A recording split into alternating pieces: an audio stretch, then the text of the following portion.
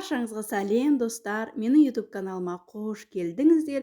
Бүгін осындай өте дәмді, өте жұмсақ болып шығатын құймақтың рецептімен бөлісетін боламын. Видеоны міндетті түрде соңына дейін көріңіздер. Ең бірінші керек заттарымызды дайындап аламыз. Бұл жерде сүтіміз жылы болу керек. 2 жұмыртқамызды жарамыз. Оның үстіне құм шекерімізді саламыз. Бұл жерде 4 ас қасық құм шекер қолдандым. Сіздер аздау салсаңыздар болады. Оны да кішкене араластырамыз. Үстіне тұзымызды саламыз. Оны да араластырып жібереміз. Оның үстіне содамызды салып, ас содасын саламыз. Оны да кішкене араластырып, мен бұл жерге ванилин қолдандым. Сіздер салмасаңыздар да өз еркілеріңіз. Оны да араластырып жіберіп, сүтімізді құямыз. Жартысын құямыз бұл жерге.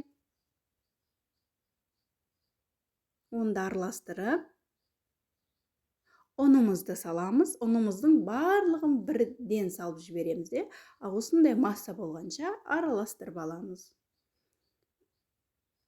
Одан кейін қалған сүтімізді құямыз.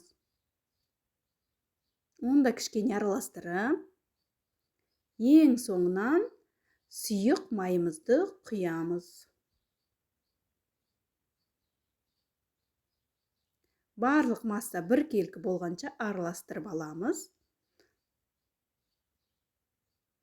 Осындай болу қажет, сұйық деп еш уайымдамаңыздар. Алдын ала қызып тұрған табада майымызды, кішкене сұйық майымызды жағып, осылайша барлық құймағымызды пісіріп алатын боламыз.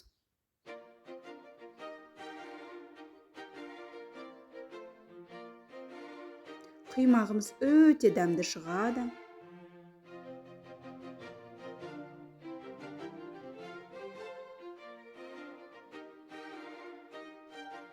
Міне барлық құймағымыз дайын болды.